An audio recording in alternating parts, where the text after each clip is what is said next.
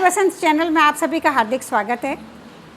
हमने बात की एहसास की, ज़िंदगी की, रिश्तों की, कविताओं की, लेकिन आज हम उससे कुछ हटकर बात करते हैं और वो बात है चीन की।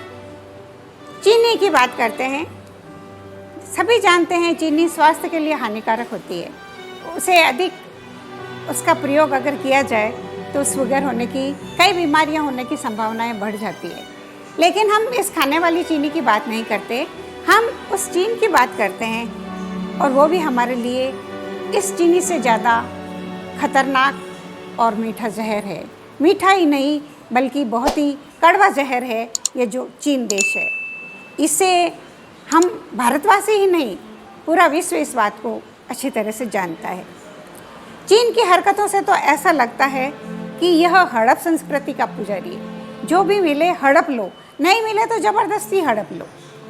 ये सोचता है कल हड़पे सो आज हड़प, आज हड़पे सो अब हड़पने की बात है।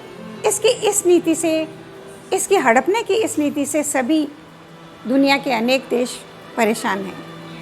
इसकी जीन में ही लगता है विस्तारवाद है। ये विस्तार चाहता है, पता नहीं कितना विस्तार चाहिए इसको। एक इंसान को क्या चाहिए? 2 जून की रोटी और सोने के लिए छोटी सी जगह, इसके अलावा तो कुछ नहीं चाहिए। शांति से भी तो रहा जा सकता है, लेकिन ऐसा ये नहीं करता।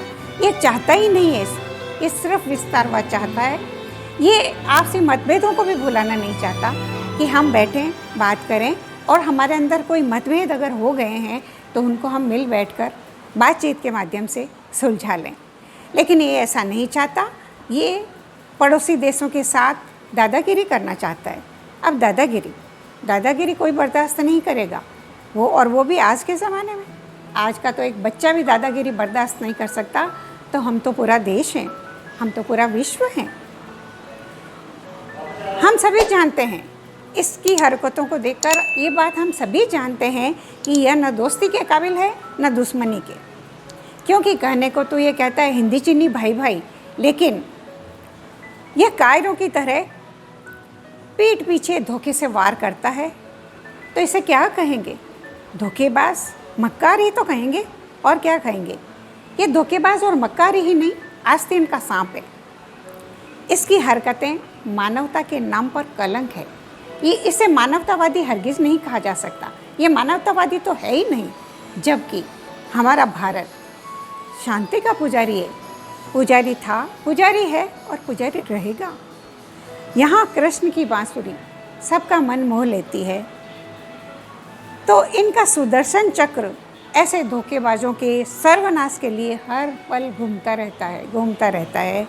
यह बात दुश्मनों को अच्छी तरह से समझ लेनी चाहिए कि यहाँ सुदर्शन चक्रधारी एक एक बच्चा है। सभी जानते हैं और इतिहास गवाह है, इतिहास साक्षी है कि हमारे देश के वीरों ने हजारों वर्षों से अनेक अत्याचारों का मुंह तोड़ जवाब दिया है। अब वो समय आ गया है कि इस आस्तीन के सांप को, चीन नामक आस्तीन के सांप के फन को कुचल दिया जाए, क्योंकि यह लातों का भूत है, बातों से हरगिज़ नहीं मानेगा, बिल्कुल नहीं मानने वाला। ये बात सभी पूरे देश को, भारत को समझ लेनी चाहिए कि ये लातों का भूत है, लातों से ही मानेगा। ये नहीं जानता कि हमारे देश, हमारे भारत देश के शहीदों के रक्त की एक एक बूंद हजारों वीरों को जन्म देगी। यह देश नहीं जानता कि यहाँ की माताएं, यहाँ की औरतें, यहाँ की बहनें कितनी वीरांगनाएं हैं। यहाँ की माताएं जब अपने बच्चे को पल्ले में झुलाती है, लोरी सुनाती है, तो लोरी के माध्यम से ये अपने बच्चे को यह सिखा देती है कि देश के लिए मरना कितने शान की बात है, कितने महत्व की बात है। वो लोरी गाते हुए कहती है, इलान देणी आपणी हालरियो हुलराय, इलान देणी आपणी हालरियो हुलराय, पूत सिखावे पालने मरण बड़ाई माय, मरण बड़ाई माय। अर्थात अपनी मातृभूमि किसी को नहीं देनी है, उसके लिए बलिदान देना कभी व्यर्थ नहीं जाता।